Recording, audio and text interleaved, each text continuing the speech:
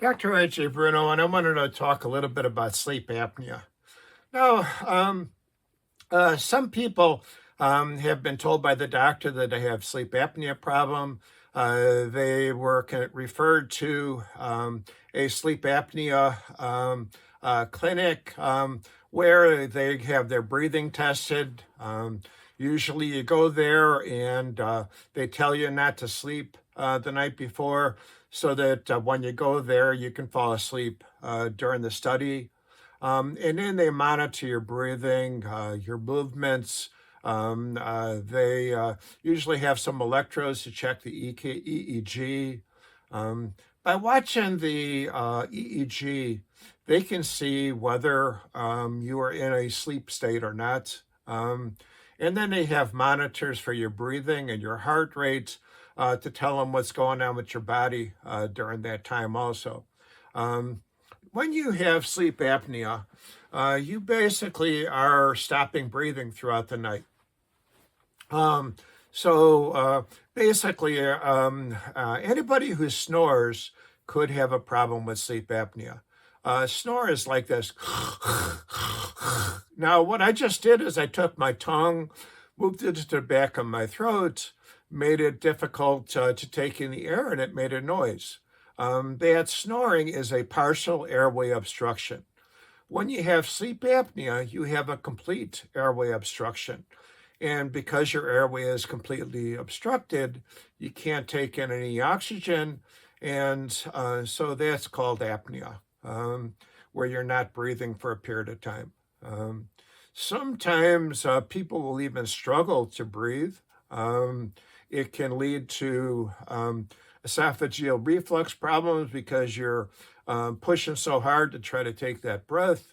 It can also cause other issues with your lungs, with your heart, because when you have sleep apnea and you're not breathing for a period of time, you're also not taking in oxygen. In one of my patients' sleep apnea tests, they had an oxygen level of 75%. Now, we usually have an oxygen level of somewhere around 95, 99%.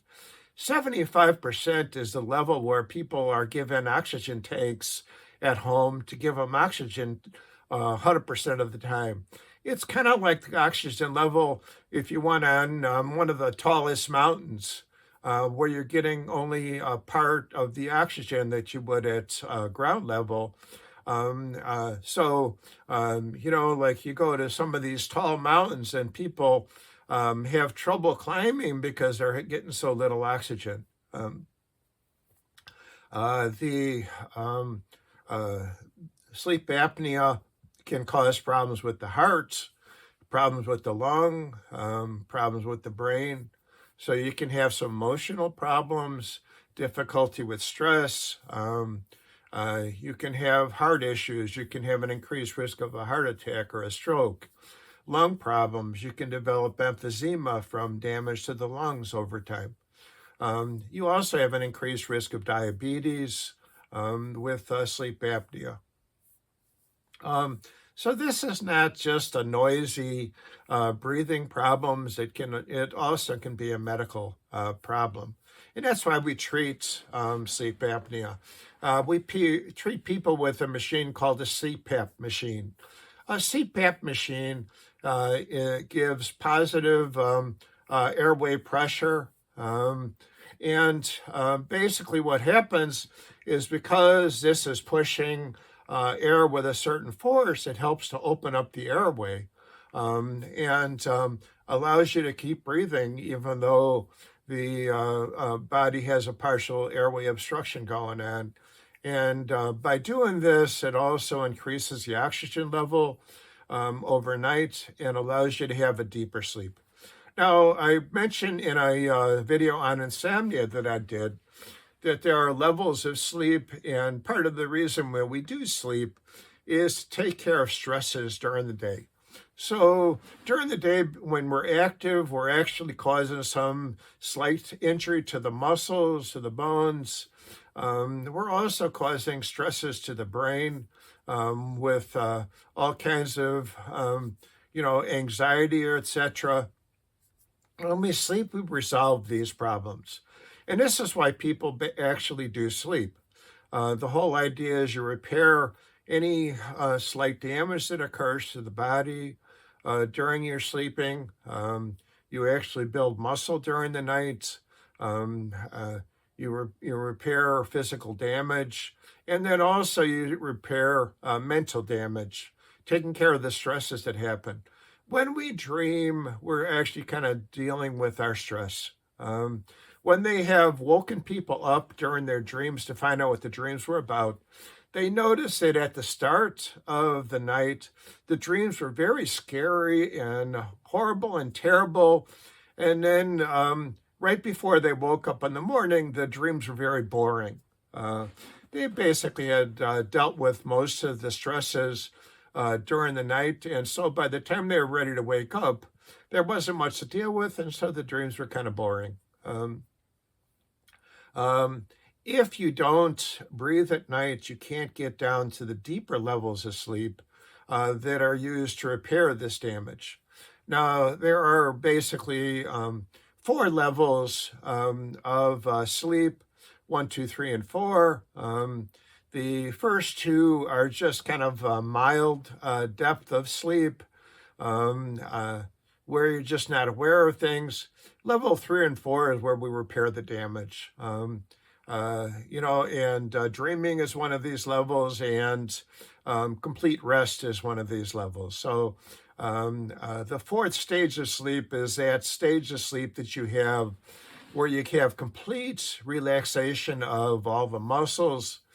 And if you want an example of this, if somebody has a toddler or a child who is asleep, they can usually pick that sleeping baby or child up and carry them, put them in bed, and they won't even wake up.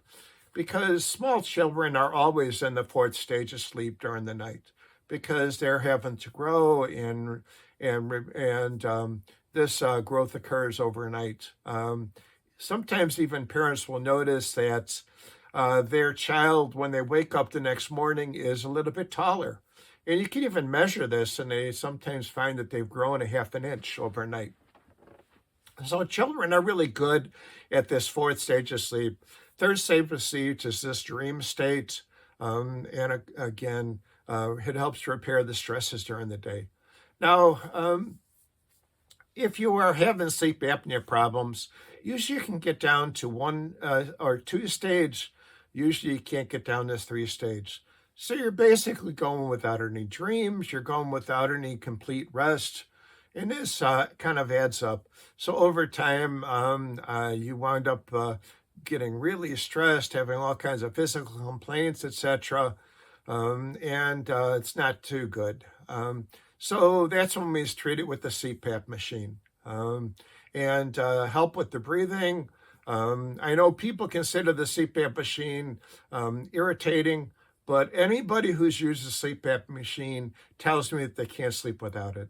So they even take the sleep apnea machine on the plane so they can sleep on a plane. They take it on vacation so they can sleep on vacation. If they forget it, they just hate it because they're not going to sleep sound. They know, and they're not going to be feeling rested. Okay, so this is a little bit about sleep apnea. Hope it's helpful.